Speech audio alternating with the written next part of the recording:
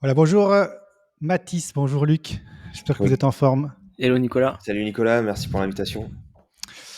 Donc aujourd'hui, on va parler de votre projet de side business, donc une application de création d'histoires pour enfants. Je suis vraiment hyper content de vous avoir puisque c'est un peu particulier pour moi même, je dirais, ce projet. Donc ce que je vous propose aujourd'hui, donc c'est un peu un premier épisode qu'on lance ici, podcast, chaîne YouTube. Je ne sais même pas encore où est-ce qu'il sera ou pas publié, mais bon, en tout cas c'est un premier test. Et donc aujourd'hui, on est ensemble pour en fait parler side business, puisque vous avez lancé un premier side business ensemble, et puis je pense aussi de votre côté, vous en êtes pas forcément à votre premier side business. On aura peut-être l'occasion d'en parler un tout petit peu si nous reste du temps à la fin. Mais aujourd'hui, on est là pour parler de MyStoria, Fablea, je ne sais pas comment il faut l'appeler. On va voir ça ensemble. Donc, une application qui crée, grâce à l'intelligence artificielle, des histoires pour les enfants. Donc, je vous propose peut-être, dans un premier temps, de vous présenter rapidement, et puis on va voir un peu l'origine de cette idée de side business.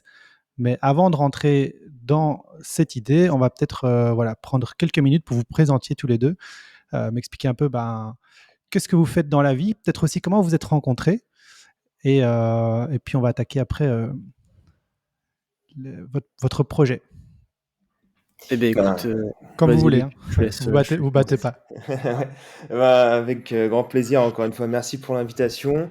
Donc moi c'est Luc, j'ai 24 ans, je suis cofondateur de Fice, un collectif de freelance spécialisé en growth marketing et no code qu'on a lancé en 2021. Euh, Pendant qu'on était dans nos études avec Mathis, donc on s'est tous les deux rencontrés en école de commerce. Euh, On a tout de suite commencé à faire un peu des missions en freelance en parallèle des cours. Et donc, depuis qu'on est diplômé en 2022, on s'est lancé à temps plein en freelance et on a commencé à lancer quelques side projects en parallèle. Voilà, juste pour Super. compléter, du coup, on était surtout spécialisé au début sur la partie marketing, growth marketing, et puis on a rapidement basculé sur la partie no code. Au départ, c'était vraiment pour créer des projets très simples, des sites internet, voilà, des trucs très rapides. Et puis petit à petit, on a évolué vers des projets beaucoup plus complexes, des web applications, des applications natives. Et c'est comme ça que, au bout d'un moment, on s'est dit, on va vouloir se détacher du modèle en fait 100% service, c'est-à-dire nos revenus sont le temps qu'on passe avec nos clients. Donc c'est pour ça qu'on a commencé à étudier divers side projects, on en a lancé quelques-uns, dont justement Fablia. Et voilà, on va y revenir après, mais c'est un peu l'origine de tout ça. Ok, super, merci. Et moi, juste avant qu'on creuse, du coup, vous êtes finalement, vous parlez de vous êtes rencontrés sur une école, dans une école de commerce. Vous avez finalement les mêmes compétences, ou bien vous avez développé quand même l'un et l'autre des compétences qui sont complémentaires? Alors, de base, on était vraiment tous les deux sur le gross marketing. Moi, j'étais spécialisé en outbound. Alors Mathis attention, aussi. attention, ce que je te coupe, on commence déjà à utiliser des termes qui sont pas forcément familiers pour tout le monde. On a parlé Ouais. déjà là, on parle d'outbound. Juste avant, tu as parlé, j'ai déjà oublié, tu as parlé d'outils no code, mais tu as parlé de web app. Enfin, on va aussi essayer d'expliquer pour tout le monde les termes qui nous sont, qui nous paraissent familiers, mais qui ne le sont pas toujours pour les gens qui nous écouteront. Donc, tu peux peut-être déjà expliquer, hein, quand tu parles de outbound, exactement de quoi il s'agit, et n'hésitez pas comme ça à développer un peu plus les concepts marketing ou termes anglophones plus techniques. Ouais, carrément. Donc l'outbound, c'est vraiment le fait en marketing d'aller vers les prospects pour leur présenter ton produit et leur pousser une offre. Donc moi, j'étais vraiment spécialisé sur l'outbound B2B, principalement auprès des jeunes startups, donc qui commençaient à commercialiser leurs produits ou leurs services. Donc voilà, ça se présente beaucoup sous forme de séquences d'emailing, cross-canal aussi avec des messages LinkedIn. Mais voilà, le but, c'est vraiment de pousser l'offre à une cible. Ok. Et du coup, tu n'as pas répondu à la question, Luc, par rapport à nos Ouais. complémentarités, nos Pardon, ouais, différences. c'est pas fini. Effectivement, bon, on a tous les deux des points forts, des points faibles.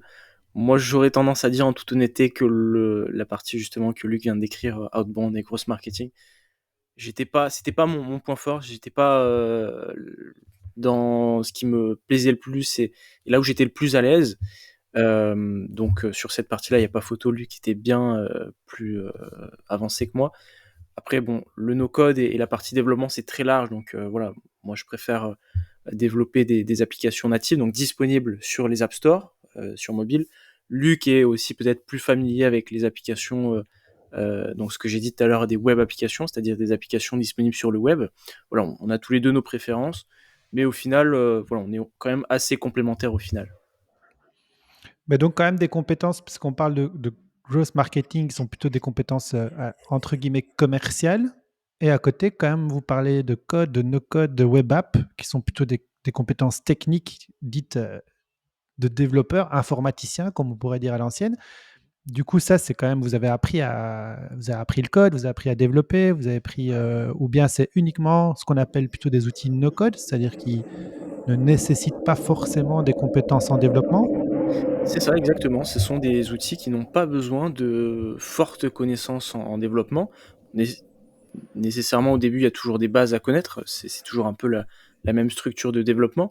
Mais contrairement à voilà, où auparavant, il fallait savoir écrire des lignes de code pour pouvoir développer quoi que ce soit, un projet complexe ou simple, aujourd'hui, c'est disponible à tout le monde. C'est un peu un concept parce que je donne aussi des cours de no-code qu'on appelle de démocratie numérique, puisque avant, pour pouvoir lancer un projet, il fallait nécessairement aller voir une élite qui savait développer. Aujourd'hui, n'importe qui peut s'en charger, même mes parents, mes grands-parents qui sont pas très digitaux, on va dire.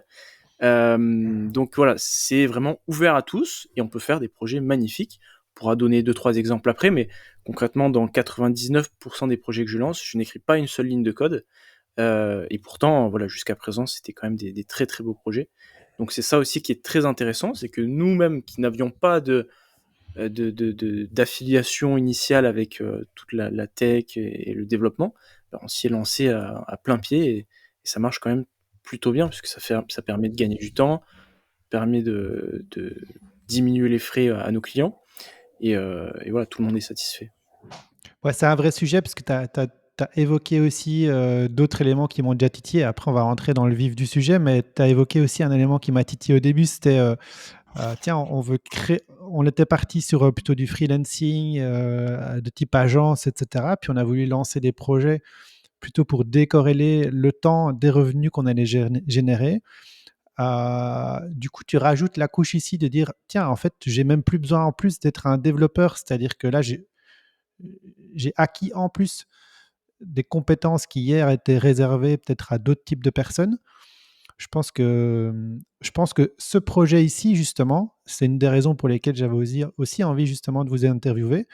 C'est pour montrer aux gens qu'en fait, ben, oui, il est possible effectivement de créer des projets dont les revenus vont être décorrélés de notre temps, parce qu'on va parler de ce projet-ci, mais on va voir aussi que Luc, je connais un peu moins ton parcours là-dessus, mais je sais que Mathis, on a échangé, il a aussi d'autres projets qu'il a lancés dans le même ordre d'idées. Et puis en plus, ce qui, on pourrait penser hier, était réservé, enfin des types de projets qui étaient réservés vraiment à des techos, à des geeks, en fait, sont des projets qui sont accessibles. Et donc, ça fait une bonne transition pour justement parler de ce premier projet, enfin pas ce premier, mais en tout cas le dernier projet ou celui qui va nous concerner davantage aujourd'hui, et qui est parti donc d'une idée. Et cette idée, elle est venue dans une newsletter. Donc, j'écris pour la newsletter Snowball. Et en fait, c'est marrant parce que je t'ai regardé en préparant un peu l'interview. C'était en fait la toute première édition de la newsletter que j'ai écrite. On était en avril. Attendez, je pense qu'on était en Ouais, c'est avril ça. 2023. Mm. Et puis j'ai reçu le 21 septembre 2023 un message LinkedIn de Luc qui me dit: Hello Nicolas, je vais bientôt faire mon premier lancement Product Hunt. On va revenir sur Product Hunt. Et c'est grâce à toi. Est-ce que je peux t'en dire plus? Alors, évidemment, il m'a un tout petit peu teasé. Donc, et quand il m'en a dit plus, ben, en fait, il m'a annoncé par la suite que ils étaient en train de lancer ce projet, cette idée. Et peut-être je vais vous laisser, vous, m'expliquer un peu c'était quoi cette idée, qu'est-ce qui s'est passé, comment ça s'est passé quand vous avez lu ou découvert cette idée, et puis on va parler des différentes étapes, donc de l'idée jusque vous allez voir en fait la mise en œuvre de cette idée, Et ce qui est intéressant avec ce projet, c'était carrément jusqu'à la revente de l'idée. Donc, on a vraiment bouclé la boucle de ce projet. Donc, ça, ce qui en fait vraiment une chouette expérience, en tout cas à partager, je pense, avec un maximum de personnes. Donc, peut-être revenir maintenant sur l'idée, en fait, et puis dites-moi un peu de votre côté comment ça s'est passé. Ouais, alors, donc comme tu l'as dit, l'idée, bah, elle vient directement de la newsletter. En fait, avec Mathis, ça faisait déjà, quelque temps qu'on voulait lancer un projet ensemble, donc pour décorréler notre temps des revenus. Heu, mais bon, c'était jamais simple de trouver une idée, originale, avec du potentiel. Et donc, bah, je tombe sur la newsletter, je la lis, je la partage tout de suite à Mathis en disant: «Tiens, c'est intéressant, c'est quelque chose qu'on pourrait réussir à faire, il y a de l'IA dedans qui est en plein boom, donc c'est aussi, potentiellement, intéressant pour le futur parce qu'on sait que l'IA va progresser». Hem, donc Mathis me dit, bah, qu'il est partant pour qu'on essaye. À partir de là, il y a 1 ou 2 mois qui passent, où on doit terminer quelques missions, tout ça. Et on commence à construire l'app pendant l'été, enfin surtout Mathis qui Alors, je te maîtrise coupe, Luc, juste avant de commencer, peut-être expliquer, parce qu'on n'a pas encore expliqué à ceux qui nous écoutent de quoi il s'agit, l'idée. l'idée. Ouais, c'est vrai, Ouais. carrément. En fait, bah, l'idée dans la newsletter, c'est donc tu parles de l'émergence de l'IA avec OpenAI qui vient de lancer ChatGPT assez récemment. Donc voilà. Et tu expliques que le marché du livre pour enfants est un énorme marché qui de toute façon continuera d'exister pour toujours parce qu'il y aura toujours des enfants. Et que l'arrivée de l'IA peut être une bonne opportunité pour le faire un peu évoluer et créer des histoires vraiment sur mesure, juste en donnant à l'IA quelques informations sur l'enfant, sur ses goûts, sur quel personnage il aimerait avoir dans l'histoire. Et donc, c'est ça vraiment le but de l'idée, c'est de recueillir ces informations-là, les donner à l'IA et créer des histoires 100% originales sur mesure. De, donc voilà, idée vraiment très claire sur le principe, dans lequel, évidemment, dans la newsletter aussi, tu donnes quelques pistes pour lancer le produit, tout ça. Donc, ça nous a d'autant plus rassurés pour construire l'app. Ok. Et du coup, étape suivante, donc vous échangez là-dessus, sur Ouais. l'idée. Et puis après, c'est quoi? Donc moi, dans la newsletter, comment ça se passe? J'explique effectivement donc l'idée que tu viens de bien de résumer, hein, qui partait effectivement en plus d'une expérience perso, d'une petite anecdote personnelle où en fait j'avais euh, la babysitter chez moi qui racontait, qui demandait à mes enfants de nommer chaque fois 3 animaux. J'ai 3 enfants, chacun choisit un animal et puis à chaque fois elle devait inventer une histoire originale avec ces 3 animaux. Et donc, elle m'a pas forcément rendu service puisque le lendemain de son départ, mes enfants m'ont dit: «Mais papa, est-ce que tu peux aussi nous raconter des histoires comme ça, chacun a choisi un animal?» Alors, le premier jour, deuxième jour, troisième jour, mais au bout de 3, 4, 5 jours, c'est vrai qu'on s'épuise un peu là, au niveau créativité. Et je me suis dit: «Tiens, mais en fait, ça pourrait être effectivement une super idée de side business.» Et donc, c'est de là qu'est venue en tout cas l'idée enfin, cette idée-là que j'ai développée dans la newsletter. Donc on part d'une part, effectivement, comme tu l'as dit, d'un marché qui est un marché qui a toujours existé, hein, les histoires pour enfants. D'un marché, je pense, qui va être en transition, puisqu'on est de plus en plus vers le numérique aussi, même si c'est pas forcément quelque chose que moi j'apprécie, de devoir lire des histoires à des enfants sur une tablette ou sur un autre support qu'un support papier. Bon, en tout cas, on est clairement dans une tendance comme ça, avec notamment aussi des boîtes à musique ou des boîtes à histoire, ce genre de choses. Et donc, l'idée, vous, c'était de créer une application, donc plutôt sur smartphone ou tablette, hein, où effectivement l'enfant pourrait choisir son personnage, choisir euh, un environnement, un type de personnage ou de choses qu'ils ont envie qui se passent dans l'histoire. Et donc, comment ça s'est passé de votre côté pour matérialiser cette idée après? Est-ce que vous avez d'abord voulu valider l'intérêt de cette idée? Vous êtes passé directement au développement?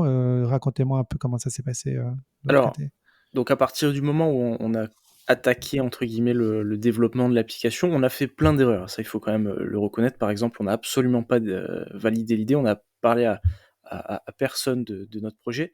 Ça, avec le recul et avec justement les autres projets qu'on a eu la chance de lancer, c'est quelque chose qu'on ne referait pas. On parlerait avant tout avec plein de parents, plein de potentiels utilisateurs. Mais effectivement, à partir du moment où on s'est convaincu qu'il fallait vraiment commencer à bosser sur le projet, on est allé le plus vite possible, c'est-à-dire on a pris déjà l'outil qu'on maîtrisait le mieux, qui est Bubble.io, qui est pareil un outil no-code. Et puis on a attaqué directement, on a pris un modèle préexistant qui n'était pas d'ailleurs très adapté, on l'a beaucoup modifié, mais on n'a pas pris de maquette. Ça aussi, ça nous a beaucoup interrogé, puisque en l'occurrence, comme c'est un projet qui est dédié aux enfants, aux parents, enfin aux particuliers, c'est pas un projet d'entreprise, on s'est dit quand même que c'était un point très important d'avoir un design très soigné, très travaillé. Et malheureusement, c'est pas du tout notre point fort, le design. Donc on a vraiment exploré, fait beaucoup de modifications sur le sujet, sur les couleurs, sur vraiment les boutons, les petits détails. Et là aussi, c'était peut-être quelque chose qu'on aurait pu sans doute faire mieux si c'était à refaire, c'est-à-dire passer moins de temps sur ces détails-là et au contraire lancer une première version beaucoup plus rapidement, beaucoup moins soignée et voilà, avoir des feedbacks le plus vite possible. Donc en gros, première étape, première étape, vous êtes passé directement au développement Exactement. sur Bubble. Ouais. Il y a d'autres outils que vous avez utilisés? J'imagine Bubble, mais il y a l'IA. Vous avez connecté, l'application à d'autres outils, j'imagine, d'intelligence artificielle, ChatGPT, d'autres choses? Vous pouvez peut-être détailler un peu? Parce qu'il y a aussi la partie, donc création des histoires, sous forme de texte, puis il y a eu création des histoires, au format vocal? C'est ça, c'est ça. Et là aussi, il y a une petite erreur de notre part, c'est-à-dire qu'à l'époque où on a lancé tout ça, il y avait encore plein de nouveautés concernant l'IA. Tous les jours, il y avait des nouveaux outils, des nouvelles solutions qui sortaient. Donc, moi, le premier, à chaque fois que je voyais une nouvelle solution, j'avais envie de l'intégrer directement dans l'application. Donc, on avait exploré d'ailleurs à l'époque la génération de vidéos.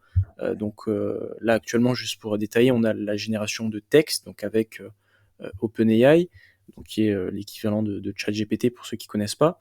On a la génération d'audio avec une autre solution qui s'appelle Eleven Labs.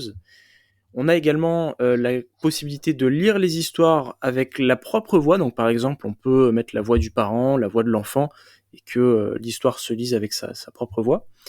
Du coup, les images qui sont... alors, on a beaucoup changé sur le sujet, puisque là aussi, il y a eu beaucoup d'évolutions dans le temps, mais on a généré des images avec Midjourney, puis avec la solution d'OpenAI qui s'appelle DALL-E. Bon bref, il y a pas mal de solutions d'IA qui ont été intégrées, et puis au fur et à mesure, voilà, on a exploré diverses solutions, les vidéos, les images animées, donc par exemple avec les GIFs.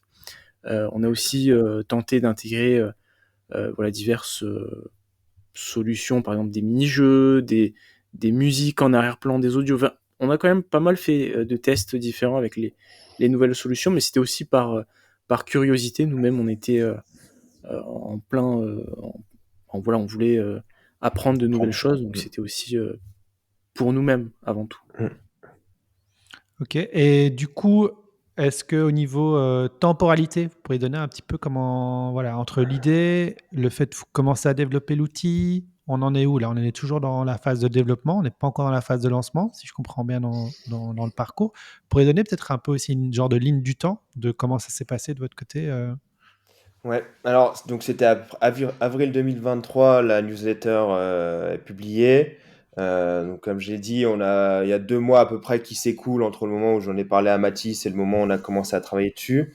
Donc on a commencé à la développer durant l'été. Je crois, Mathis, tu me dis si je me trompe, mais il me semble que c'était juillet, août. Ce qui fait qu'en septembre, on avait une première version qui était fonctionnelle. Et on a quand même fait une phase de bêta testing avec notamment une séquence Wallaxy, donc qui est un outil pour créer des séquences de messages LinkedIn auprès de 2 cibles. Donc Mathis, de son côté, sur son compte, contactait des influenceurs un peu tech sur LinkedIn, enfin, en tout cas des gens voilà, qui étaient dans le milieu de la tech, qui connaissaient bien l'IA, pour leur présenter l'application. Et moi, de mon côté, j'ai un petit peu testé 2 cibles différentes.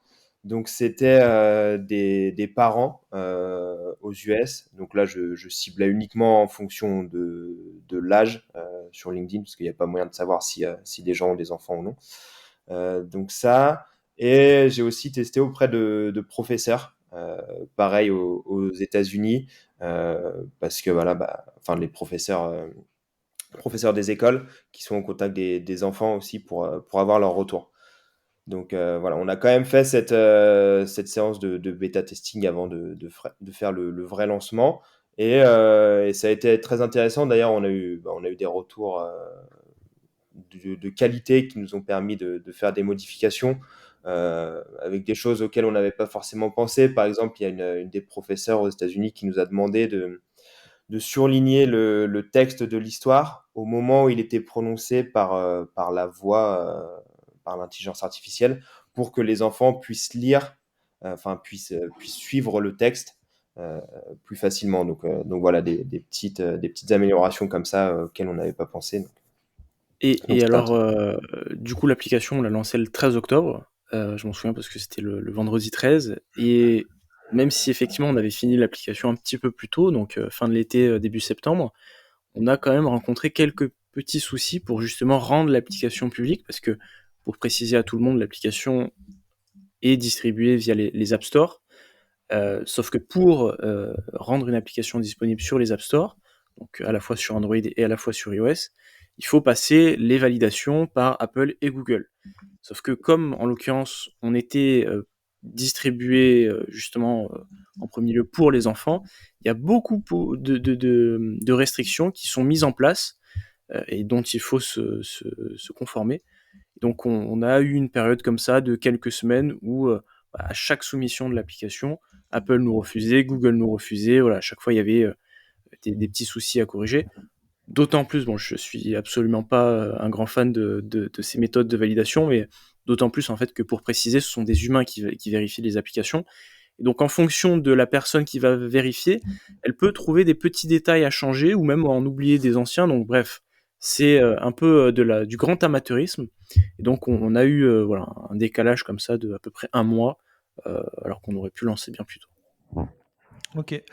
Alors là, vous avez déjà, hop, je pense qu'on a zappé plein de petits détails en fait qui sont super importants pour les auditeurs. Je vais même revenir presque au début encore, et puis on va reprendre déjà ces premières étapes avec pas mal de petites précisions à apporter. Donc, vous disiez, voilà, moi ça m'intéresse de savoir, ok, vous êtes taffé directement sur cette première version. Euh, on parle d'un lancement le 13 octobre, mais en gros, juillet, août, septembre, vous bossez sur le développement. On parle de quoi? Combien de temps ça vous a pris? Vous pourriez estimer combien d'heures vous avez bossé là tous les deux sur, on va dire, une première version fonctionnelle de la web app? Vous avez une Oui, estimation comme ça de combien d'heures de travail, ou pour que les gens se rendent compte en fait de ce que ça peut prendre comme temps? ouais, ouais, à vue d'œil, comme ça, je dirais entre 30 et 50 heures de travail. Encore une fois, c'était pas à plein temps, donc c'est pour ça qu'on a dit à peu près 2 mois. On avait Ouais, c'est d'autres pour ça projets que à côté, mais c'était à peu près voilà, dans ces eaux-là. Ok, 30 ans, 50 heures de travail pour faire une première version avec des outils que vous maîtrisiez déjà un petit peu. Exactement. Bubble, vous saviez en gros plus ou moins comment euh, matérialiser en fait l'idée concrètement avec l'outil Bubble.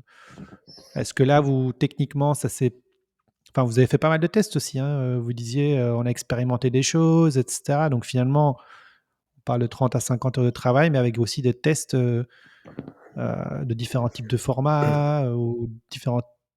Tu parlais de faire des jeux, des choses comme ça, donc il y a aussi des itérations pour tester des choses, quoi. Ouais. C'est ça, exactement. Et à l'époque, c'était surtout moi qui mettais les mains dans Bubble. Luc était plus en retrait, avec un rôle de product manager et plus sur la partie marketing. Et c'est vrai qu'aussi, il y avait peut-être à l'époque euh, peut-être comment dire, Luc, comme il parlait aux utilisateurs, il avait aussi des exigences un peu plus élevées que moi qui mettais vraiment les mains directement dans le produit. Donc voilà, à chaque fois, on essayait aussi de se mettre d'accord sur les bonnes fonctionnalités, la bonne interface. Mais voilà. Au niveau de l'interface, là, vous avez directement, allez, commencé à produire ou bien vous avez fait quand même, je sais pas, des wireframes ou en tout cas, allez, donc un design, on va dire, sur papier, quand je dis sur papier, mais sur ordinateur, mais un design visuel de à quoi allait ressembler votre app avec des outils, peut-être comme Figma ou je sais pas, ou bien directement vous êtes rentré dans le dur, l'idée était claire dans votre tête, vous avez commencé à produire? Comment ça s'est passé? Ouais, bah, alors ça a été une phase un peu compliquée parce que comme Mathis l'a dit, en design, on est vraiment, mauvais. Enfin, c'est vraiment pas notre point fort. Mais on a quand même fait quelques Ouais, maquettes sur Figma, quand même, histoire d'avoir les différents, screens, de l'application et d'avoir l'architecture. Avec aussi, pas mal de tests au niveau de la charte graphique, parce que les couleurs sont très importantes, hein, pour une app, en B2C et surtout pour une app pour enfants.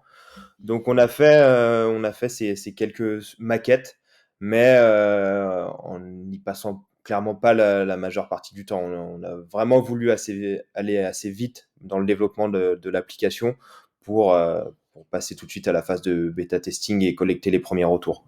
Et alors juste pour la petite anecdote, l'interface qu'on peut voir actuellement, en tout cas sur la page d'accueil, pour ceux qui vont télécharger l'application, c'est un peu une liste des histoires qui est scrollable horizontalement. Et en fait, notre toute première version, qui était un petit peu différente, c'était juste une liste avec des carrés scrollables verticalement, qui était extrêmement moche, extrêmement peu adapté aux enfants. Et un jour, j'avais une visio avec un collègue designer qui, franchement, déchire. Il a fait franchement des interfaces hyper détaillées. Et en 10 secondes, il m'a dit pourquoi pas tu ferais une interface plus horizontale, un peu à la TikTok, au lieu que ce soit vertical, ce soit horizontal. Il m'a fait une rapide maquette sur Figma, juste pour cette page d'accueil. Et c'est là d'où ça vient, cette dernière version. En tout cas, je parle vraiment que de la page d'accueil, mais voilà. OK. Donc on n'a pas parlé du nom ici, et peut-être même Mmh. du je sais pas, du logo ou comment est-ce que vous avez créé ça? Hem, Ouais, pareil, ça, on est vraiment dans la philosophie de pas passer trop de temps sur ces choses-là.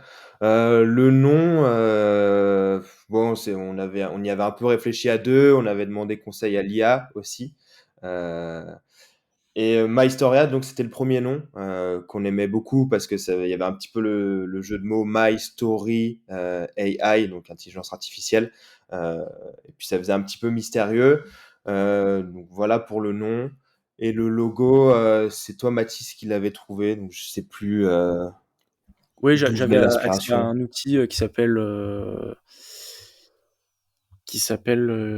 ne me souviens plus, je vous le dirai quand ça me reviendra, mais Mojomox, voilà, qui génère en fait une charte graphique et les logos très rapidement.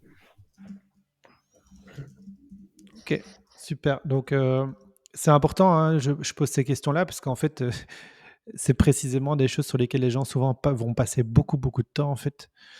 Trouver le nom parfait, créer le logo et cetera. Même vous parlez même du design de la maquette, on se rend compte qu'en fait, tous ces points-là, en fait, vous êtes un peu passé à travers pour vous Mmh. concentrer vraiment sur le fait de sortir, une première version le plus rapidement possible. Hem, Ça, c'est l'expérience d'autres projets ou vous parce que je sais pas si vous avez un mot ou une expérience à partager sur ce point-là? Parce que moi, je vois énormément de gens voilà, qui se trompent un peu dans les étapes pour lancer un Mmh. projet et en tout cas, quand je dis les étapes, qui se trompent là où il faut mettre l'énergie, en fait. C'est-à-dire qu'ils vont mettre Ouais, beaucoup d'énergie dans des choses qui, en fait, sont pas importantes, en tout cas pas à ce niveau-ci et d'ailleurs, on pourrait en parler puisque votre nom, en fait, il a changé. ouais, On en a pas parlé et on donc vous reviendra auriez dessus, pu ouais. passer, un temps fou à trouver le nom, le logo, le truc parfait et pour qu'en fait, peut-être, ce qui s'est passé d'ailleurs pour vous, ce soit pas le nom définitif. Exactement. Ouais, alors tu dis pourquoi on n'est pas tombé dans ces travers-là de passer beaucoup de temps sur des choses un peu futiles. Je pense que c'est parce on a beaucoup été au contact, de start-up avec Mathis, on était pas mal dans le milieu entrepreneurial et donc je pense qu'on avait une bonne culture, entrepreneuriale et puis, il y a aussi beaucoup de contenu, francophone, qui a été créé sur le sujet depuis des années. Donc voilà, on avait vraiment des bonnes connaissances. Je suis désolé, il y a un peu de bruit, j'ai l'impression qu'il y a des travaux, je sais pas si ça s'entend? Chez toi aussi, ouais, ça va. Ouais, ça Non, ça s'entend ou un tout pas? petit un tout petit peu, mais ça va. OK, ouais, je suis désolé. Bah, je finis là-dessus et puis après je laisserai Mathis continuer. Donc voilà, on avait ces connaissances-là de l'entrepreneuriat, ce qui fait qu'on n'est pas tombé dans le travers de mettre trop d'énergie sur des choses un peu futiles.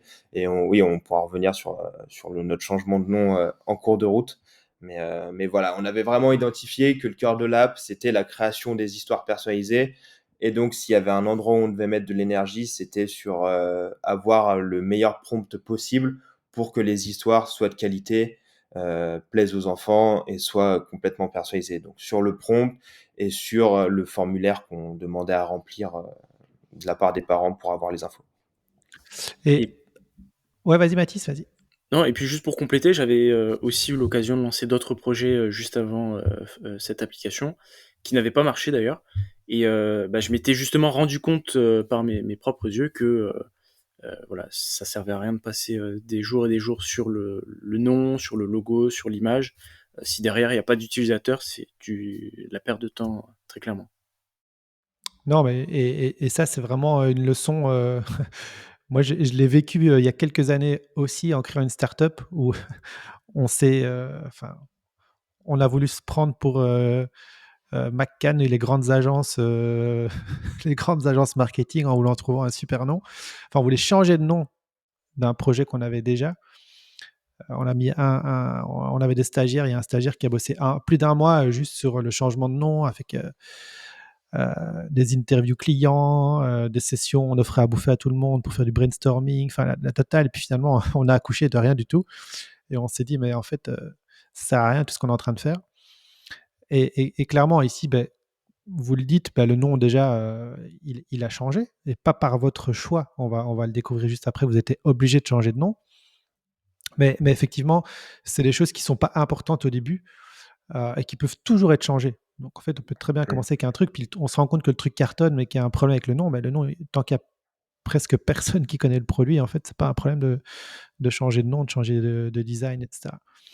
Donc, revenons un petit peu maintenant où on en est. J'avais une autre question. Je me demandais, tiens, vous êtes parti, vous avez commencé à dire, OK, on attaque maintenant le lancement. Donc, quand on parle de lancement, premièrement, vous parliez donc d'outreach, donc d'envoyer des messages donc de faire appel à vos compétences en growth, dont on parlait au tout début de l'interview, pour cibler et attaquer deux cibles, donc les parents, les profs ou des influenceurs. Enfin, c'était même un peu trois cibles. Ouais. Vous parlez aussi en anglais. Ça, c'est peut-être un point qui peut se dire, tiens, pourquoi est-ce que vous attaquez le marché anglais et pas le marché francophone au début? Il y a une raison particulière. Votre app, elle était en plusieurs langues, elle était qu'en français, elle était en anglais, en toutes les langues? Alors, effectivement, elle était en plusieurs langues et pour tout t'expliquer, j'avais écouté un podcast, je me souviens plus lequel exactement. C'était un fondateur d'une autre application qui avait expliqué qu'il avait lancé son application en je sais plus combien de langues possibles, dont des langues voilà, japonais, chinois, qu'il comprenait absolument pas.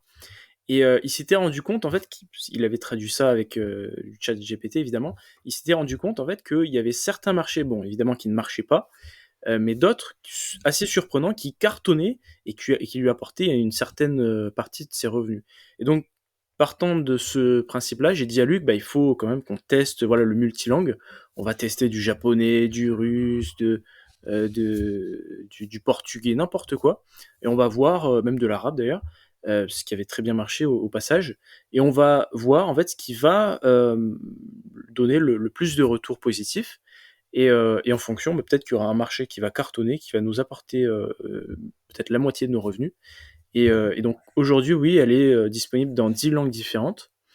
Euh, Tout est traduit évidemment avec l'IA. Mais voilà, notre stratégie initiale, c'était surtout de faire un lancement en anglais, puisque c'est là où il y a le plus gros marché. Et puis un petit peu de français évidemment, puisque voilà, on est un peu chauvin. Mais voilà. Ok, donc si on en revient, vous parliez du lancement le 13 du 10. Quand on parle d'un lancement avec une date précise, on parle de quoi du coup? On a lancé ça le 13, mais il y a eu une action particulière ce jour-là? Ouais, en fait, ce qui marque vraiment notre lancement, bah, c'est le lancement sur Product Hunt, en fait. C'était un peu ouais, voilà, la première étape après toute cette phase de bêta testing. Donc oui, ça correspond à notre lancement sur Product Hunt, qui est donc, pour ceux qui connaissent pas, un site communautaire où il y a énormément de monde qui a une appétence pour la tech et qui adorent découvrir de nouveaux services, de nouveaux produits. En fait, c'est une communauté d'early adopters. Donc, c'est très pratique pour les lancements parce que les gens font preuve de beaucoup de curiosité, font beaucoup de retours pertinents. Donc, voilà, ça nous est tout de suite apparu comme le bon site pour faire un lancement. Et ça permet aussi de communiquer plus facilement parce qu'on a un peu un support pour le faire. Et du coup, ce lancement, le 13, ça donne quoi? Alors, un peu mitigé, parce qu'en fait, on avait vu des produits concurrents faire des gros lancements sur Product Hunt, donc on avait pas mal d'espoir. Au final, on finit la journée en étant 9e, je crois. Donc, pour un premier lancement, qui est plutôt bien, on était un peu déçus parce qu'on pensait pouvoir accrocher potentiellement le top 3, le podium. Mais on a quand même plusieurs, je pourrais dire une vingtaine, 20 ou 30 téléchargements avec des gens qui nous font des retours intéressants euh, et, et pas mal de trafic sur notre site. Donc voilà, plutôt satisfait dans l'ensemble de ce premier lancement. Et de toute façon, là, avec du recul et en ayant lancé d'autres produits, on se rend compte que Product Hunt, c'est que le début, en fait. C'est qu'une première étape et qu'il ne faut pas non plus miser tous ses espoirs dessus. Donc, Du voilà, coup, plutôt ça. on avance. Quelle est la suite? Lancement Product Hunt, vous récoltez un peu des premiers enfin, vous aviez sans doute déjà quelques premiers utilisateurs, mais une petite vague, on va dire, complémentaire en l'espace de 24 heures ou 48 heures. La suite, c'est quoi? Alors la suite, ça va être le développement marketing, faire connaître l'application au plus de monde. Alors là aussi, on a testé pas mal d'idées qui nous sont venues à l'esprit. Donc déjà, évidemment, les réseaux sociaux. On a publié voilà, sur Twitter, sur LinkedIn, sur nos propres canaux personnels. Ce qui nous a apporté quelques retours, mais bon, c'était pas au niveau de Product Hunt, parce que comme l'a dit Luc, sur Product Hunt, il y a quand même une grosse communauté chaque Ouais. jour et ça apporte pas mal de trafic. Donc, réseaux sociaux, c'était quand même un peu plus mitigé. On a aussi essayé des forums un peu plus euh, comment dire, communautaires, Reddit, Indie Hacker, voilà, qui sont pareil, un peu comme Product Hunt, mais un peu plus critiques quand même. Et on a aussi testé ce qu'on appelle des annuaires. Alors en anglais, ça va plus être des directories. Comme il y en a un qui est très connu pour les outils d'IA comme celui-ci, qui s'appelle There's an AI for that. Et alors pareil, tous les jours, c'est un peu comme Product Hunt d'ailleurs, tous les jours, il y a des nouveaux produits d'IA qui sortent. Quand vous-même d'ailleurs, vous avez besoin de chercher un outil en particulier, par exemple pour faire une présentation, pour faire de la musique, n'importe quoi, vous pouvez aller chercher et il y a pas mal de recommandations. Et ça nous a apporté aussi pas mal de téléchargements, mais c'était pas vraiment un canal d'acquisition à part entière, puisque c'était vraiment ponctuel. Ouais. On a, on a aussi utilisé deux autres canaux. Le premier, ça va être ce qu'on appelle l'ASO. Non. C'est un peu le SEO. Donc le SEO, c'est le référencement sur les moteurs de recherche. C'est un peu le référencement, mais sur les App Store. L'avantage de l'ASO, c'est que c'est automatique. C'est-à-dire à partir du moment où vous mettez les mots-clés, vous travaillez votre description, votre page d'application au lancement. Après, les téléchargements viennent tout seuls. Donc ça, c'était très très important pour notre application. Parce que chaque jour, on avait à peu près entre 3 et 10 téléchargements sans rien faire, en automatique. Et puis dernier canal d'acquisition, c'était nécessairement les newsletters dont tu connais très bien Nicolas, puisque la newsletter Snowball, dans laquelle on est apparu, nous a apporté aussi pas mal de téléchargements.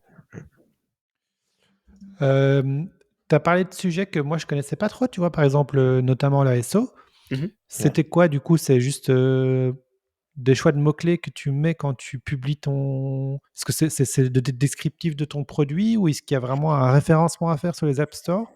Qu'est-ce que les gens tapent? Les gens ils tapent euh, application histoire enfant ou tu peux nous en dire un peu plus? Enfin, vous pouvez nous en dire un peu plus. Luc, tu veux y aller? Ouais, donc c'est vraiment ça. C'est en fait l'ASO, c'est tout ce qui concerne la page de ton produit sur le store. Donc, tu as effectivement le nom, déjà, premièrement, qui est très important, la description principale, enfin la petite description de 140 caractères, voilà, la longue description, des mots-clés. Donc, c'est effectivement l'ASO, ça va être se positionner sur des requêtes de mots-clés. Donc pour ça, on a utilisé des outils, notamment Astro, qui permet de voir quels sont les mots-clés qui sont tapés sur les stores. Enfin là, c'était uniquement sur l'App Store pour Astro. Euh, et donc, bah, on a fait des recherches pour savoir ce que les gens allaient rechercher pour trouver des histoires pour enfants, des applications d'histoires pour enfants. Donc ça nous a permis voilà, d'identifier deux, trois mots-clés. Et ensuite, c'est vraiment de la rédaction pure où c'est important de mettre les mots-clés principaux au début parce qu'ils ont plus de poids pour l'algorithme. C'est important d'optimiser la description. Voilà. Et donc, c'était intéressant parce qu'on regardait les stats de visibilité de Fablea, enfin Mystoria sur l'App Store. Et on a vraiment observé un changement important à partir du moment où on avait fait cette optimisation. C'est-à-dire qu'on devait être entre 5 et 10 d'apparitions par jour sur l'App Store avant la mise à jour. Et ensuite, on est passé à 100 juste après avoir fait les modifications. Donc ça a été vraiment la bonne découverte dans nos canaux d'acquisition. Et du coup, maintenant, quand on lance d'autres applications mobiles, bah, on fait l'effort de bien travailler les descriptions, tout ça. Et il y avait Ok, également les super. visuels que t'as pas mentionné, qui sont Oui, c'est très vrai. importants Pardon. pour l'ASO. Et nous, on avait aussi une petite difficulté en plus, c'est que comme on avait 10 langues différentes, bah, il fallait nécessairement les visuels en 10 langues différentes, plus le format iPad. C'était franchement un calvaire. Mais bon, une fois que c'est fait, après, c'est automatique. Et voilà. Et peut-être dernière précision aussi sur l'ISO. On a fait l'optimisation sur iOS et sur Android. Mais en toute honnêteté, ce qui est le plus intéressant, c'est surtout iOS. C'est un peu la loi de Pareto. 80% des revenus qui viennent de justement 20% des téléchargements, ou en l'occurrence de un moteur de. Enfin, App Store en l'occurrence, pardon. Et donc en l'occurrence, iOS est le plus important des deux magasins d'applications. Ouais, ok. Ce serait intéressant si vous êtes OK de partager. Moi, j'aimerais bien qu'on puisse peut-être faire dans la newsletter, hein, puisque le but, c'est qu'après, je vais faire donc une newsletter qui va résumer un peu notre interview ici. Mais moi, ce qui m'intéresserait, en fait, c'est de voir des choses concrètes, c'est-à-dire un screenshot de Astro, de comment est-ce qu'on analyse les mots-clés, euh, un screenshot de genre de posts qui ont bien marché sur les réseaux sociaux. Euh, Enfin voilà, qu'on ait vraiment des choses très concrètes en termes d'actions que vous avez faites, parce qu'ici, on a un peu la théorie, mais moi, j'ai envie de voir, voilà, concrètement, concrètement les actions et les visuels et les textes que vous avez utilisés pour faire la promotion. Vous parliez de outreach, quel genre de message vous avez envoyé sur LinkedIn, vraiment les choses, si vous êtes OK de partager ça, de faire une petite librairie de quelques screenshots qu'on pourrait partager aux gens qui écouteront ça. Je pense que ça peut vraiment aider, voilà, de voir concrètement de quoi on parle en termes de messages, de visuels, etc. Carrément. Si vous êtes d'accord, Avec évidemment. plaisir. Ouais. Avec plaisir. Cool. Du coup, donc on en est toujours dans la phase de lancement. Concrètement, là, vous gagnez de l'argent, ça vous coûte de l'argent, parce que j'imagine c'est un outil, on n'en a pas parlé d'ailleurs, l'IA, ça coûte, c'est-à-dire il y a un coût d'utilisation, des tokens, etc. Pouvez aborder un peu ce point-là, peut-être? Ouais, bien sûr, bien sûr. Alors, ça dépend ce qu'on va générer, puisque les textes avec OpenAI, ça coûte pas vraiment cher, surtout pour la longueur de texte qu'on génère. Par contre, ce qui va coûter assez cher, c'est l'audio. Et là, on avait beaucoup de débats avec Luc en fonction de la longueur de texte à générer. La durée de l'audio n'est pas nécessairement la même. Et voilà, de 10 secondes d'audio à 1 à 2 minutes d'audio, c'est pas du tout le même prix. Donc, si vous imaginez pour une histoire, 1 euro d'audio généré, ça peut revenir extrêmement cher, surtout si vous avez pas mal de téléchargements. Donc on a beaucoup étudié le pricing et le business model pour vraiment pouvoir affiner les coûts d'utilisation, les prix et tout ça. Donc en fait, à la fin, on en était à 1 euro pour générer un audio. Pour générer le texte, on était à peu près à 10 centimes, avec l'image comprise. Et en termes de prix à l'utilisateur, bon, ça dépend évidemment s'il a un abonnement, le pack qui est choisi pour acheter des crédits. Donc nous, on appelait ça des étoiles, vraiment gamifier tout ça, parce qu'on parle à des enfants. Euh, donc nous, on leur facturait à peu près 50% plus cher. Et voilà. Après, en termes de revenus, bon, on n'a pas eu beaucoup d'achats, en toute honnêteté. On a eu des packs initiales, donc c'était des packs à 8 euros qui ont été achetés. Et voilà, bon, c'était pas rentable évidemment, puisqu'on offrait 2 étoiles à l'inscription, donc les gens pouvaient générer des audios, des histoires gratuitement. Donc ça nous coûtait. Mais derrière, voilà, on n'avait pas les revenus qui suivaient. Donc là, on a parlé un tout petit peu effectivement, du business model. Donc c'était un concept où les gens achetaient des crédits pour avoir droit à générer un certain nombre d'histoires, c'est ça? Ouais. C'est ça. Qui, en tout cas, jusque-là, sachant que vous offriez les premiers crédits, donc c'est-à-dire chaque utilisateur chaque nouvel utilisateur gratuit, avant même qu'il génère quoi que ce soit, vous coûtait déjà de l'argent, c'est ça? Ouais. Ouais, exactement. En l'occurrence, environ 1,10 €, c'est ça? Si j'ai bien compris, entre l'audio et 1,10 € par histoire C'est ça exactement. générée. OK. Du coup, bah, c'est quoi le next step quand on se rend compte que, OK, il y a un intérêt? Parce que vous aviez quand même validé le fait qu'il y avait un intérêt pour votre projet, mais la rentabilité n'est pas là. C'est quoi la suite alors du projet ici? C'est ça. Bah, en toute honnêteté, au tout début, on était vraiment sur un modèle uniquement avec des achats uniques. On n'avait pas encore l'abonnement. Et Luc insistait fortement. Il me disait, il faut à tout prix qu'on mette l'abonnement. Ça va fidéliser les gens dans le long terme. Ça va, voilà, les inciter à payer, puisque le prix de l'abonnement serait nécessairement moins cher que le prix de l'achat unique. Et puis en plus, on avait un concurrent, dont je me souviens plus le nom, mais qui proposait uniquement la formule d'abonnement. Et qui, d'après ce qu'on avait pu comprendre, faisait quand même un certain revenu mensuel. Le problème avec l'abonnement, c'est que si les utilisateurs génèrent beaucoup d'histoires, ça va, voilà, le coût n'est pas corrélé avec le revenu. Donc ils peuvent nécessairement dépasser leur consommation avec ce qu'ils nous rapportent. Donc moi j'étais franchement très contre cette idée-là, à moins qu'on change les modèles par exemple de voix et qu'on mette un modèle moins qualitatif et donc moins cher, ce qu'avait fait notre concurrent d'ailleurs. Mais ça voulait dire, voilà, baisser la qualité. Donc après, il fallait faire un arbitrage. Moi, j'étais pas pour cette solution. À la fin, on a tranché, on a quand même mis en place l'abonnement. Mais voilà, on restait quand même à cette, enfin, on stagnait entre guillemets. Donc on n'a pas trouvé de solution sur le pricing et le business model pour grossir. OK. Et bah, du coup, je vous laisse continuer peut-être, hein, parce que l'histoire, il y a une suite encore de cette histoire, donc Ouais, allons-y. bah, écoute, on a beaucoup parlé là des canaux d'acquisition, donc voilà, on a testé, plusieurs canaux, pour voir ce qui fonctionnait. Hem Et donc quand on a été paru dans la newsletter de Snowball, donc ça nous a donné une visibilité.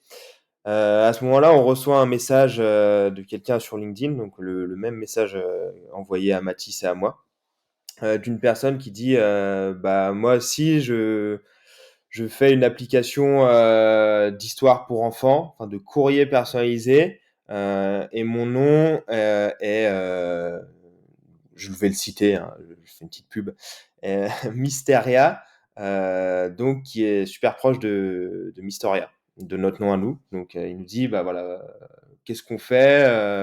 Soit on en discute, soit, je vous attaque en justice», en gros. Il nous laisse OK, cool. ce choix-là. Donc avec Mathis, on a dit: «Bon, bah, on va discuter». Donc on s'appelle, avec Mathis, on essaie de lui proposer, une solution. Donc nous, notre idée, c'était de lui proposer un partenariat parce que lui, c'était vraiment, des courriers personnalisés, en fait, c'était un petit peu une suite d'histoires. Donc les gens s'abonnaient et recevaient des courriers dans leur boîte aux lettres. Donc c'était quand même pas tout à fait la même chose que nous. Donc on s'est dit qu'on pouvait trouver une synergie. Donc on lui a Surtout proposé après le ça. premier appel. Ouais, surtout après le premier appel.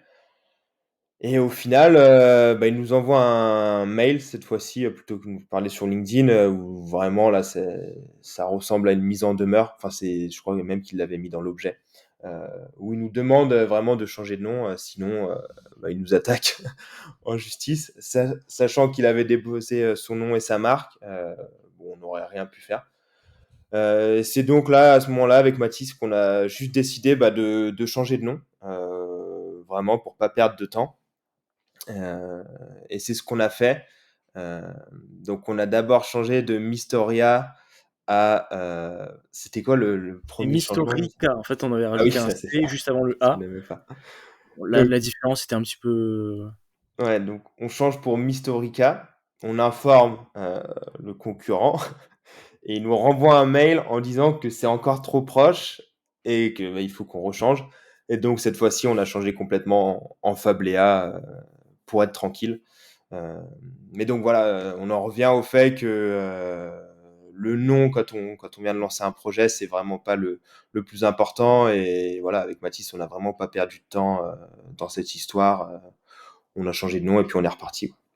Et puis pour la petite anecdote, j'ai trouvé le projet du concurrent en vente quelques semaines plus tard sur un autre site. Donc voilà, au final, ça nous a bien démotivés quand même. Mais voilà, c'est pas... Bon. Enfin, moi personnellement, en tout cas, Ouais. Enfin voilà, c'était quand même un gros coup de stress. Ouais, c'était pas très agréable, mais bon, on a changé de nom et puis on a avancé, quoi. On aurait Ouais, pu ça fait partie. s'engluer dans des échanges, à lui dire non, mais c'est pas correct, machin. Mais bon, on a changé de nom, on a avancé. Bah, en fait, le plus important à ce moment-là, effectivement, c'est être capable de prendre vite des décisions. Et la meilleure décision, je pense que vous aviez à prendre, effectivement, c'était de changer de nom parce que sinon, vous étiez parti pour des échanges et de l'énergie qui aurait été mise non plus sur votre projet, mais sur des sujets juridiques Mm. pour quelque chose pour lequel aujourd'hui, vous ne saviez même pas encore de quoi l'avenir allait être fait. Donc, je pense que le plus important, c'est ça, c'est de pouvoir prendre vite des décisions et puis juste, en fait, continuer à avancer. Et donc, effectivement, par contre, j'imagine que ça demande changer le site internet, changer sur l'App Store, changer partout votre nom. Donc là, tout de suite, c'est vrai que c'est de l'énergie sur quelque chose qui pour vous n'apporte rien, entre guillemets, à court terme au niveau business. Exactement. Donc, changement de nom, donc, qui veut dire tout ce qu'on vient d'expliquer. Hein, donc, il faut tout adapter. Mm. Et puis, comment ça se passe? Comment ça se passe pour vous la suite? Alors, j'avais l'occasion de travailler avec un entrepreneur qui m'avait beaucoup inspiré et il disait souvent dans chaque obstacle, il y a une opportunité. Donc on s'est servi aussi à la fois de ce moment un peu dur pour justement refaire un lancement. Donc de nouveau acquérir des nouveaux utilisateurs. Voilà, on a trouvé du positif dans le négatif à la fin. Mais même après tout ça, voilà, on a laissé courir le temps et on s'est rendu compte quand même que l'un des moyens les plus adaptés pour faire développer ce projet, ça restait quand même l'acquisition payante avec de la publicité, avec des ads, notamment aussi sur les App Store, parce qu'il y a la possibilité de faire de la publicité sur les App Store. Le problème, c'est que quand on cumule à cela les frais d'utilisation, la consommation pour générer les histoires, de notre côté, avec Luc, on a fait le calcul très rapidement. Mm. On n'a pas le budget, voilà, on est en bootstrap, donc on autofinance le projet, on ne peut pas dépenser à perte sans savoir si derrière ça va nous rapporter. Donc on a pris la décision de mettre en vente le projet. Donc on a listé le projet sur des plateformes en ligne comme acquire.com, Flippa, qui sont assez renommées, il y en avait aussi d'autres, des moins connus, pour justement déjà voir s'il y avait de la demande, voir un peu, enfin tester le marché. Peut-être qu'il y avait des gens qui étaient intéressés, et d'autant qu'à l'époque, il y avait pas mal de projets d'IA qui étaient en vente, et on s'est dit, si eux trouvent des acheteurs, pourquoi pas nous? Donc on a mis en vente le projet, et après quelques semaines, on a échangé avec pas mal de personnes intéressées. Le problème aussi, c'est que les revenus n'étaient pas conséquents, Ouais. comme on l'a expliqué, et on a derrière les frais qui suivent le projet. Donc il n'y a pas beaucoup d'acheteurs qui sont quand même assez déterminés à acheter ce projet, d'autant que aujourd'hui, pour être honnête, la plupart des acheteurs achètent des projets où il y a des revenus récurrents, surtout Bien des sûr, ouais. SaaS. Mm.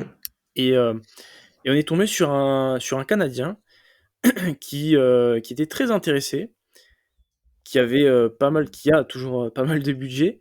Et donc les échanges se sont bien passés. On a négocié un prix de vente qui était satisfaisant. Euh, Luc, je sais pas si tu veux prendre la suite, si tu as d'autres choses à rajouter. Ouais, peut-être rajouter un tout petit peu de contexte, parce que c'est vrai que là, après ces changements de nom, tout ça, bon, il y a une petite perte de motivation tous les deux avec Mathis. On sait plus trop où mettre nos efforts pour continuer à faire grossir l'application. Donc c'est vrai que voilà, il y a ce moment où on se dit bon bah on va le lister pour voir s'il y a des acheteurs. Donc voilà, oui, on remet un peu les choses dans ce contexte. Et donc, comme Mathis le dit, bah là, le Canadien avec qui on discute, on sent tout de suite qu'il est assez intéressé par l'application, qu'il a vraiment la volonté de la reprendre et de la développer en mettant beaucoup de budget marketing. Hum. Et donc, on parvient à un accord. Enfin, je sais pas si tu as des questions avant ça, Nicolas, ou si directement je rentre dans le vif du sujet de Non, vente. bah effectivement, donc ce que je trouvais intéressant, bah, parce que moi je suis familier à ça, mais effectivement, donc il existe, vous avez mentionné de nouveau des plateformes, Acquire, Flippa, Website Flip, enfin il y a toute une série de plateformes, là tu as cité des plateformes plutôt américaines sur lesquelles on peut effectivement venir revendre des projets de tout type, donc des side business digitaux essentiellement. Généralement, d'ailleurs, j'avais fait une édition spéciale avec Kevin Jourdan de Dot Market, qui est l'équivalent, on va dire, plutôt francophone, européen de ces plateformes-là, où on explique comment est-ce qu'on valorise un projet. Effectivement, généralement, c'est valorisé à des multiples du revenu moyen, bénéfice même généré. Alors qu'ici, on est sur un projet où on se rend compte que oui, il y a une traction, il y a quelque chose, mais euh, on n'a pas encore trouvé de la rentabilité. Mais ce qui est intéressant, en fait, de se rendre compte, c'est que sur des projets où il n'y a pas la rentabilité, peut-être qu'en fait, on peut trouver des personnes pour qui, je sais pas, ils ont déjà soit une audience, soit des compétences, soit voilà, des ressources qui vont permettre de passer d'un modèle pas rentable à un modèle rentable. Moi, ce qui m'intéresse de savoir ici, c'est peut-être voilà, ce Canadien, effectivement, est-ce que il y avait, je sais pas, il avait quelque chose qui vous donnait ou qui lui donnait de l'espoir sur le fait de faire de ce projet quelque chose de plus rentable? Vous avez eu des infos là-dessus ou bien c'est quelque chose parfois qui peut rester confidentiel aussi Ouais, très clairement, en fait, il nous a directement annoncé son budget pour justement faire de la publicité.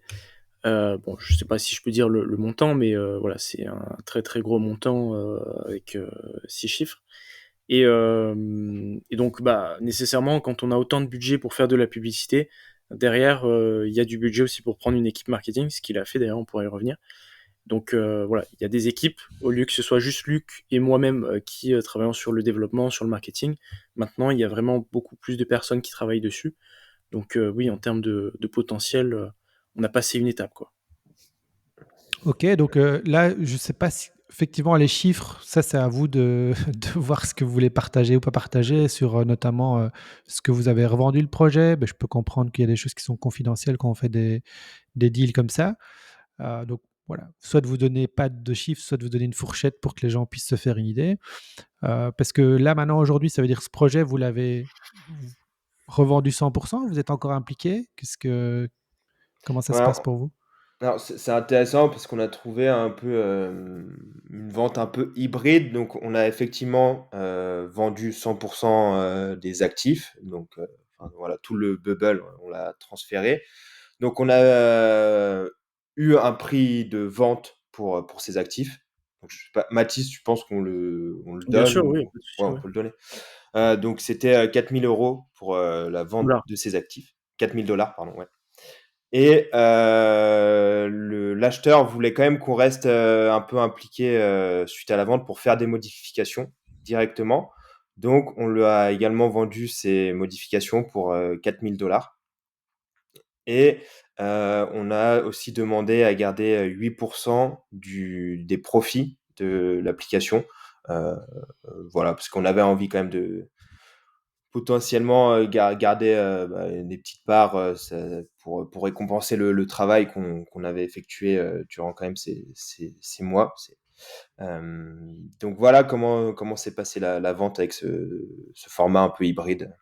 Et puis on est toujours en contact avec l'acheteur, puisque depuis le rachat, il a embauché une personne qui s'occupe justement du développement de l'application. Il a embauché une agence de marketing qui s'occupe du développement de l'application.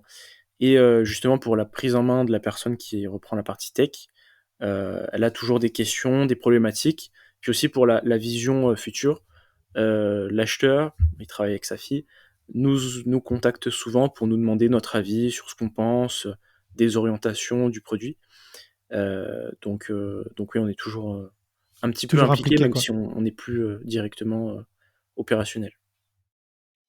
Et bête question, mais donc vous parliez de continuer à percevoir des revenus sur le bénéfice, et ça, vous aviez une manière de vérifier entre parce qu'on parle de bénéfice, donc on parle pas de chiffre d'affaires, ou alors j'ai mal Mm. compris. Mais si on parle de bénéfice, comment est-ce que il y a un contrat qui stipule ça, ou c'est de la confiance sur ce qui va déclarer comme bénéfice, ou comment ça se passe? Ouais, c'est écrit dans le contrat de vente qu'on a signé, où on a détaillé à quoi correspondaient ces bénéfices. Donc, c'est voilà, le chiffre d'affaires moins toutes les charges. Enfin, voilà, c'est vraiment le bénéfice, quoi. Donc, c'est Ouais. écrit dans le contrat de vente. Et puis pour la vérification, on a toujours les accès à l'application, donc on peut voir aussi, se faire une idée du CA, même si évidemment on n'a pas le détail des charges. Donc voilà, si on voit des irrégularités, on peut quand même se douter qu'il se Hmm. passe quelque chose. Et donc ça, c'était il y a combien de temps que vous avez revendu, du coup? On a signé la vente, Luc, est-ce que tu Donc, te souviens?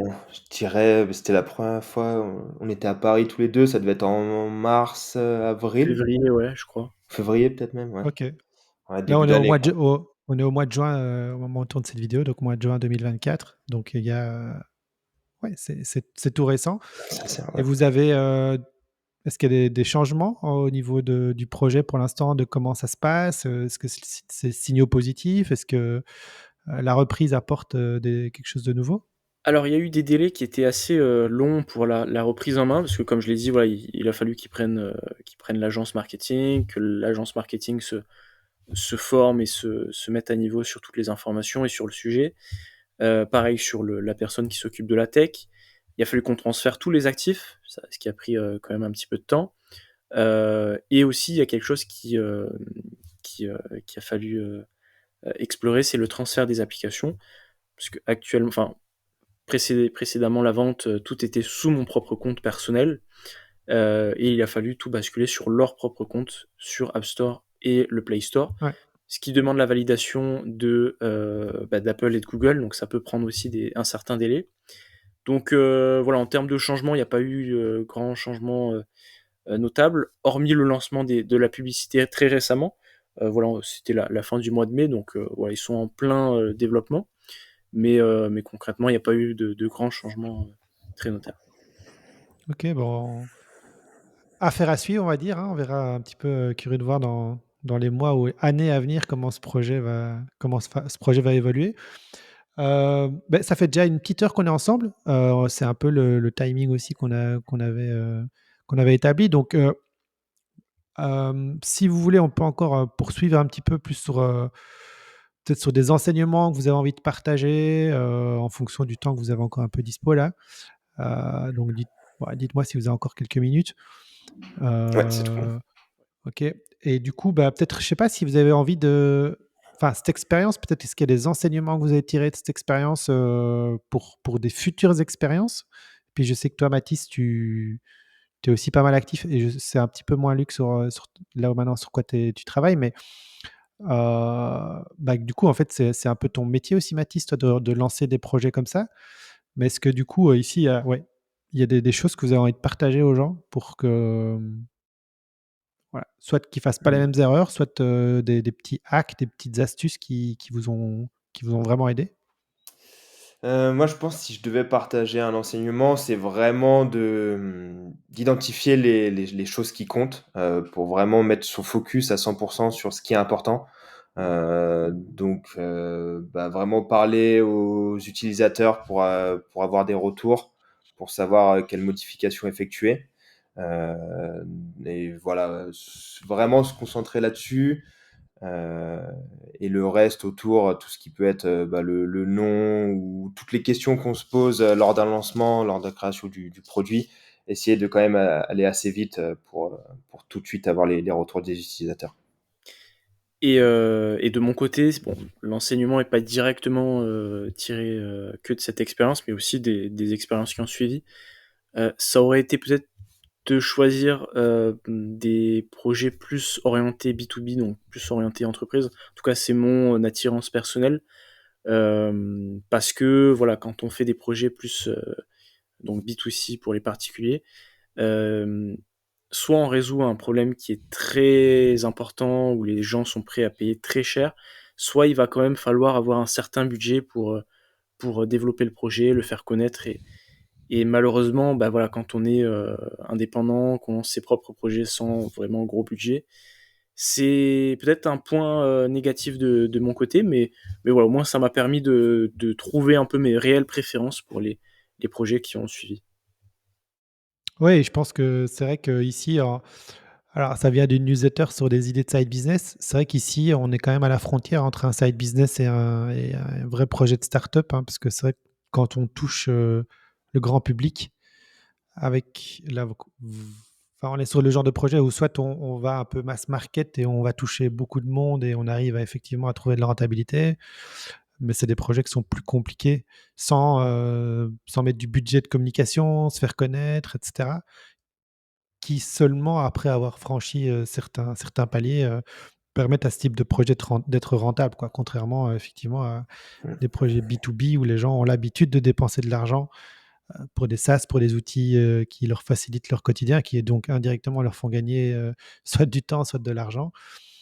Et effectivement, c'était pas forcément le projet le plus simple non plus, mais en tout cas, très intéressant de voir comment vous avez mené ce projet de A à Z jusqu'à la revente, parce que ça, c'est voilà, quoi qu'il arrive, je pense beaucoup d'apprentissage pour vous et pour des futurs projets pour renouveler l'expérience. Donc, je ne sais pas si là-dessus, pour terminer, vous avez envie de partager peut-être ce sur quoi vous bossez maintenant, des projets, des nouveaux projets de side business ou des choses là-dessus que vous avez envie de partager peut-être. Ouais, et puis très clairement, juste pour rebondir sur ce que tu viens de dire, euh, au-delà de l'aspect financier qui était quand même assez intéressant, ça nous a aussi servi personnellement pour se développer, apprendre des nouvelles compétences. Bon, je crois que c'était, si je dis pas de bêtises, le premier projet dans lequel on mettait de l'IA, donc ça nous a permis aussi de développer nos compétences tech. Et puis oui, avec Luc, on a aussi des projets, des clients, pardon, un peu sous le format prestation de service freelancing, où on va venir créer ce genre de projet pour leur propre entreprise, leur propre start-up. Et donc voilà, aujourd'hui, on a un peu bifurqué, on est revenu un petit peu plus sur la partie service. On a quand même continué à lancer des projets. J'avais eu l'occasion de te l'expliquer par le passé, Nicolas, mais pour expliquer aux gens, en fait, c'est une idée qui m'était venue de Fablea, justement, de cette application. Après le lancement Product Hunt, je me suis rendu compte qu'il y avait d'autres annuaires, directories, dans lesquels on va pouvoir lister ce genre d'application. Et il en existe voilà, des centaines et des centaines de différents. Donc le projet suivant que j'avais eu l'occasion de lancer, qui s'appelle Quick Listing, c'est justement un peu un bot, une automatisation en ligne dans lequel on va venir détailler son projet, sa startup. On va venir sélectionner les sites dans lesquels on veut être listé. Et puis automatiquement, après, il y a un bot qui va aller remplir les formulaires un par un pour pouvoir déposer le détail de son projet, gagner en visibilité, gagner en SEO. Enfin bref, voilà, c'est gagnant pour tout le monde, même pour le site en question, ce qui développe un peu son portefeuille. Et ça avait très bien marché.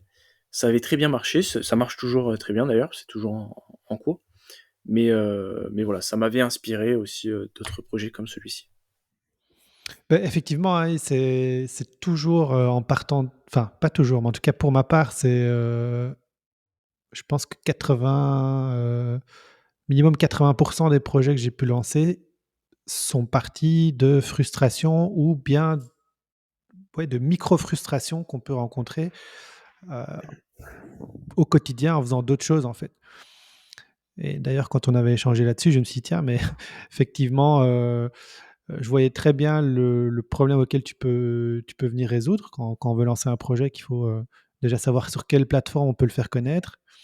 Et je t'avais dit, tiens, mais le même genre de choses euh, d'un point de vue SEO pour pouvoir venir faire ces X premiers liens dans des plateformes un peu plus généralistes.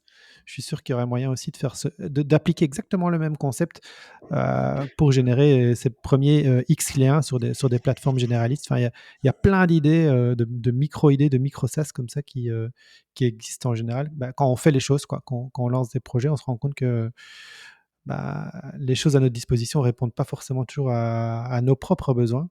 Et que si c'est le cas, il y a sans doute d'autres personnes aussi qui ont le même genre de besoins ou de problèmes à résoudre.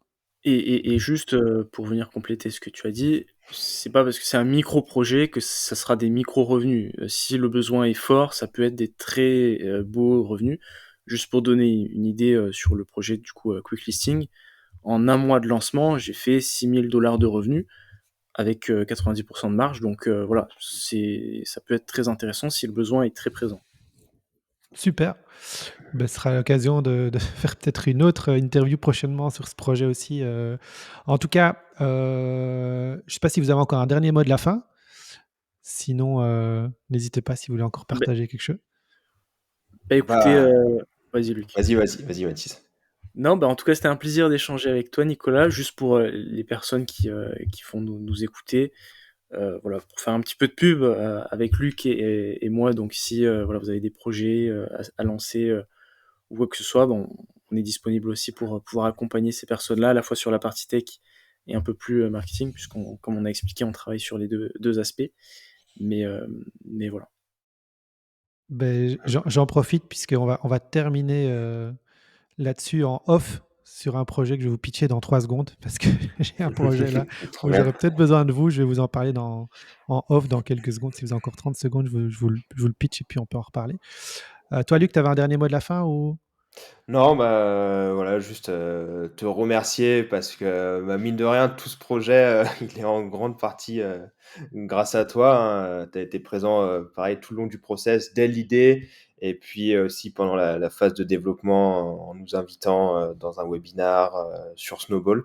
Donc, voilà, encore un grand merci à toi, d'avoir Ouais. parlé de Fabléa. Bah, avec plaisir, hein. Moi, c'est ce qui me motive, c'est de voir des gens qui prennent les idées, qui les matérialisent. Il n'y a rien de plus, il y a rien de plus chouette, hein, parce que toutes ces idées que j'ai en tête, c'est pas juste une idée comme ça, c'est que je pense en général qu'il y a effectivement réellement moyen d'en faire quelque chose. C'est juste que j'ai que 2 mains et une tête, donc je sais pas tout faire, malheureusement. Bah, bravo à vous 2 en tout cas, et il faudra certainement suivre vos aventures dans le futur, parce que je suis certain qu'il y aura d'autres projets qui vont voir le jour et qui exploseront encore beaucoup plus que ce projet-là. Donc, on va suivre tout ça. Merci pour vos partages. Je vous enverrai un petit doc aussi, peut-être pour mettre un peu des screenshots, des liens, parce qu'on a parlé de beaucoup de petits trucs aussi ici dans l'interview, de petits outils Ouais. ou des choses plus concrètes. Comme ça, on va faire une petite édition Snowball Recap de l'idée à la revente du projet pour que les gens voilà, aient un maximum en tout cas de sources d'inspiration, d'informations pour pourquoi pas lancer leur propre SaaS, no code avec Bubble ou un autre projet évidemment.